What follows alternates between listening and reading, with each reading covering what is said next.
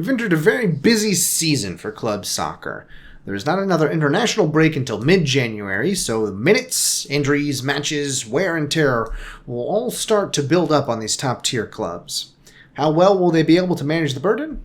The mid-season slog begins today on Coffee with a Kick. Hello and welcome back to Coffee with a Kick. We are here for match day. Oh boy, and now it just totally flees my brain. This is match day 5 for the league stage of the Champions League. Match day 5. With, a lot of these are, I don't know, not exactly top of the line items, but there are two, one on each day, that do look quite intriguing indeed. But we're going to hit these real quick because we know that you are very busy with Thanksgiving coming up here shortly. So we'll just tuck right in to our own little table fixins here on Tuesday. First up, with the early matches, I'll read them off quickly, then you give me the results. Okay? Slovan Bratislava hosts AC Milan. And then Sparta Prague hosts Atletico Madrid. They just got listed Atleti there. What do you think goes on for these first two? I don't think Slovan has a chance because they're bad. I think that goes 3-1. I'm answering my own question here, but 3-1 for AC Milan. And then I think Atleti does win against Sparta Prague. A nice dull 1-0 there. Yeah, I think 4-0 Milan beats Slovan. And I think Atleti rights the ship a little bit. They've been playing pretty bad. I think they win 3-1 versus Sparta. Well, I think we're in agreement there. Those favorites I think I am very comfortable with. Now, this next set here, we'll cover all but the very interesting one. We've got Bayern hosting Brest. We've got Bayern Leverkusen hosting RB Salzburg. We've got Inter hosting RB Leipzig. Manchester City hosting where'd they go? Hosting Feyenoord. Sporting CP hosting Arsenal, and Young Boys hosting Atalanta. Now, I think that Barcelona-Brest one could be interesting. Brest has been outperforming their expectations in this one. I do have that going 2-2. With the rest of them, I think I have going chalk. No, I do have Sporting beating Arsenal. But I don't think Young Boys have a chance to get Atalanta. I've got that 1-0 for Atalanta. I've got City winning 2-1. Bayern Leverkusen 4-0. Inter 2-0 over Leipzig. And then the shock ones are Sporting winning 3-1 without their manager over Arsenal. I think they continue to stumble. And then 2-2 draw for Bayern and Brest. Barcelona and Brest. And you can take those in whatever order you want because I'll just read them off again. Barcelona, Brest. Yeah, I think I'll just go down my list here. Okay, you go down your list. I'll figure it out on my side. I think Barcelona beats Brest 3-1. I think Brest puts up a good fight, but ultimately Barca's a better team. They are. Man City 4-0. Hard to see Feyenoord beating them. Inter versus Leipzig I have as 1-0. Inter's got good defense, not necessarily good offense. Atalanta beats Young Boys 3-0. Bayer beats Salzburg 2-0. Sporting Arsenal, I have it 2-3 Arsenal. I think it'll be a really good one, but I think without their manager, teams just usually don't perform as well when a manager leaves, at least at the beginning. So I think 2-3 for that one. And then we get to the headline from Tuesday, which is Bayern Munich hosting PSG. A clash of titans, if you will.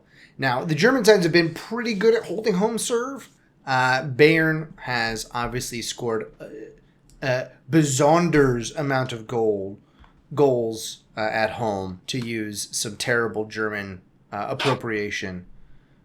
Besonders just means like particular. So besonders amount, a particular amount of goals. Do you think that they are able to get full points against PSG? It's at the Allianz Arena. Bayern has played well. depending on the team, Champions League not as well as they've been playing domestically. I think they go 3-1. PSG just has not been the same team this year either. Bayern has shown me a bit more. So I'm going to go 3-1 with a late goal coming to make it 3. Gotcha. I've got a late goal making it 3-2 with a late goal making it a little bit interesting then from PSG's side of things. But yeah, I've got the same sort of vibe that Bayern is just better than PSG right now. And in their home stadium, I don't think that PSG has it in them to take any points away. But still, it should be a good match. I mean, there should be a pretty good match there, hopefully, in the end. And then we will move from there, very quickly, obviously, to Wednesday, with the first two matches. Not excited for these. The first two matches of the day, we've got Svernesvedja versus Stuttgart, and we've got Sturm Graz versus Girona. How do you have those two going? Stuttgart going to win 3-0. Girona's going to win 2-0. These first two games, not super great. Girona one could go differently. Girona's been off and on, but I think they take it 2-0.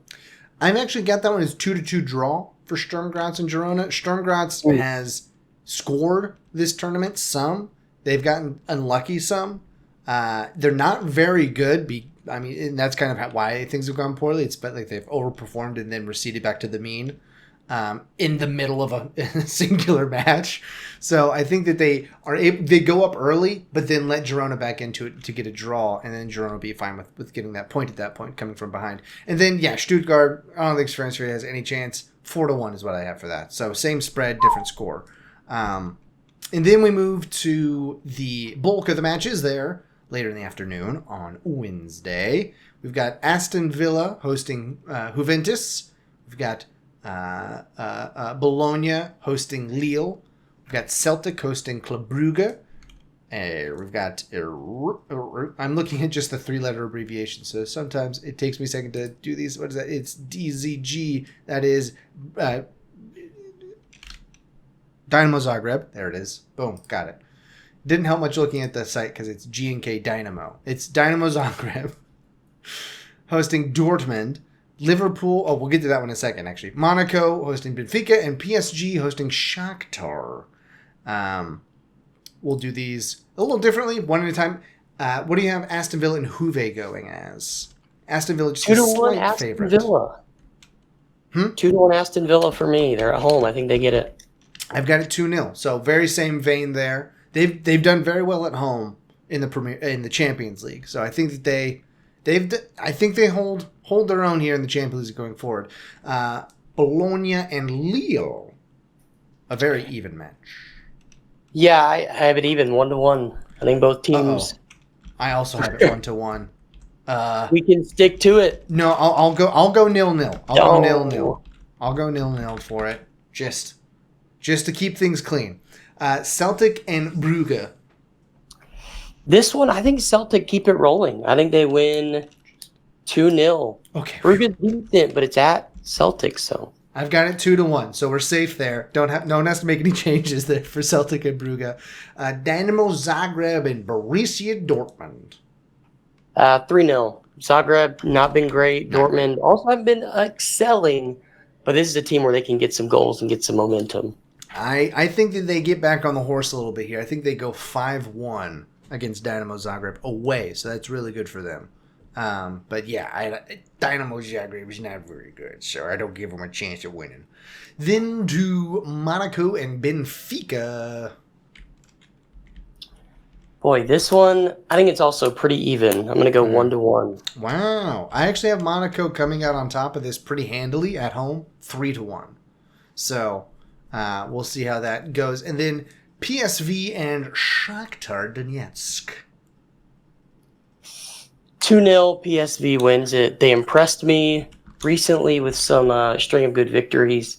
Shakhtar just have kind of been okay, but PSV takes it 2-0. I had it at 2-0. I'll move it to 3-1. Same spread, different score. Just to keep us safe here. Just to keep us safe. And then we get to the meat of the matter. Liverpool hosts Real Madrid at Anfield, way up north there. not way up north there, but where Liverpool is. How do you think this one goes? Liverpool, a decent favorite in this one.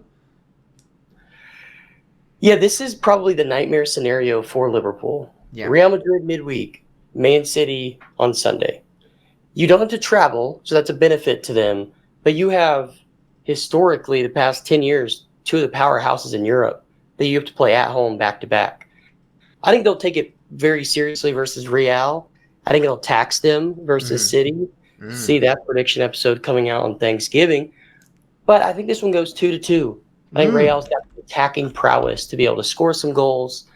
And again, Liverpool kind of beat up, so we'll see who's actually healthy and who isn't. But 2-2 felt good for me. Liverpool's undefeated so far in the Champions League. Not even a draw to besmirch their record. I think that ends this match day.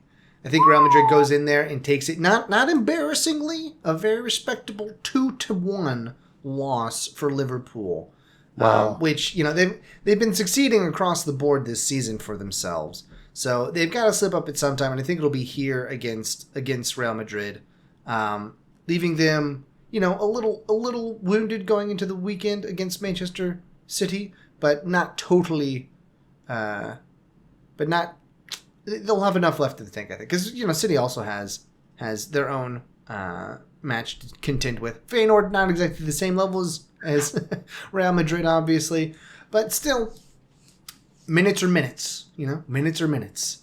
Especially when you have guys coming back from injury.